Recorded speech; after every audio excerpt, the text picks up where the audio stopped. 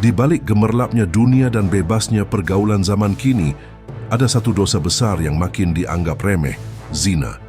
Tapi, mengapa Islam memandangnya sebagai kejahatan serius? Dan mengapa hukumannya berupa cambuk 100 kali? Adakah rahasia di balik hukuman itu yang tak hanya menyakitkan, tetapi justru menyelamatkan?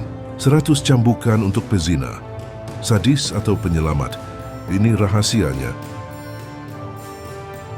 Assalamualaikum warahmatullahi wabarakatuh. Selamat datang di channel kami, tempat kita menggali hikmah Islam dengan pendekatan logika, sains, dan spiritualitas.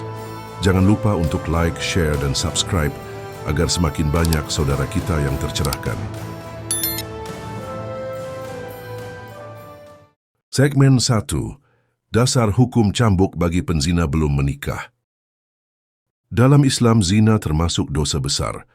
Allah Subhanahu wa Ta'ala telah menetapkan hukuman tegas bagi pelaku zina yang belum menikah, perempuan yang berzina dan laki-laki yang berzina. Maka deralah tiap-tiap seorang dari keduanya 100 kali dera. Quran Surah An-Nur ayat 2. Hukuman ini bukan sekadar tindakan fisik. Ia adalah bentuk pencegahan, zajr dan pelajaran, ta'dib, bagi pelaku maupun masyarakat luas. Sanksi ini juga ditegakkan secara terbuka sebagai efek jera sosial. Menurut Imam Al-Qurtubi dalam tafsir Al-Jami', cambuk merupakan bentuk hukuman yang paling proporsional bagi pelaku zina ghairu muhsan, belum menikah, karena mereka belum memiliki pengalaman hidup dalam ikatan suci pernikahan, namun telah melampaui batasan syariat. Segmen 2, mengapa harus 100 kali cambukan? 99, 100. Selesai. 100 bukanlah angka sembarangan. Dalam Islam, angka ini menunjukkan kesempurnaan hukuman yang adil dan tegas, namun tidak sampai membunuh. Ini adalah bentuk peringatan keras, tetapi masih memberi peluang taubat. Menurut Syekh Wahbah Az-Zuhaili dalam Fiqh al-Islami wa Adillatuhu, 100 cambukan merupakan bentuk hudud yang telah ditetapkan syariat dan tak boleh dikurangi ataupun diganti. Hikmahnya adalah untuk menciptakan kesadaran moral dan sosial bahwa tubuh ini bukan milik kita semata, tetapi amanah dari Allah. Segmen 3. Hikmah dari perspektif sains dan psikologi. Menurut Journal of Neuropsychopharmacology, hasrat seksual yang tidak terkendali dipengaruhi oleh peningkatan hormon dopamin dan testosteron, terutama saat tidak ada pengendalian moral atau spiritual.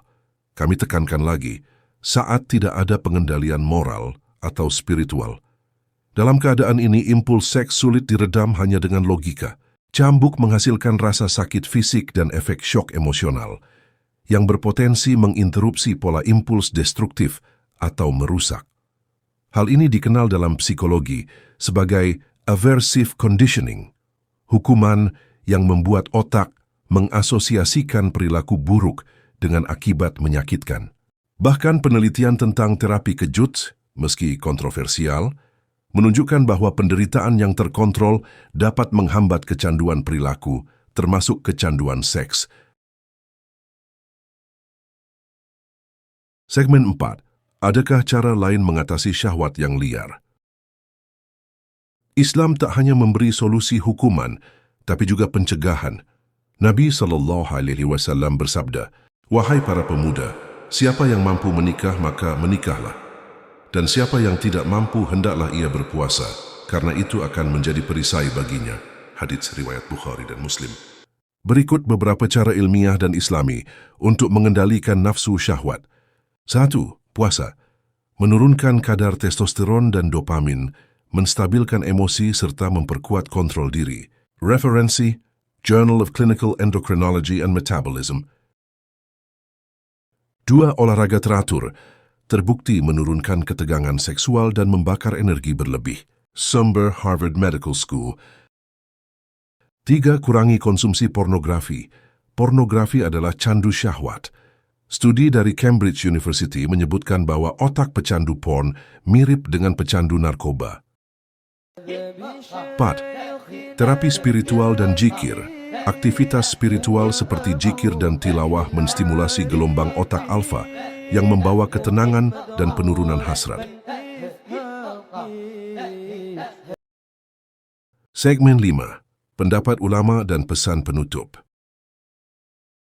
Imam Ibnul Qayyim rahimahullah berkata, syahwat itu seperti api, jika tidak dikendalikan akan membakar semua kebaikan. Ulama kontemporer seperti Syekh Abdurrahman As-Sudais menekankan pentingnya pencegahan zina melalui pendidikan moral sejak dini dan pengawasan keluarga. Islam tak pernah menindas. Justru hukum cambuk hadir sebagai bentuk kasih sayang Allah menyelamatkan manusia dari kehancuran diri, keluarga, dan masyarakat.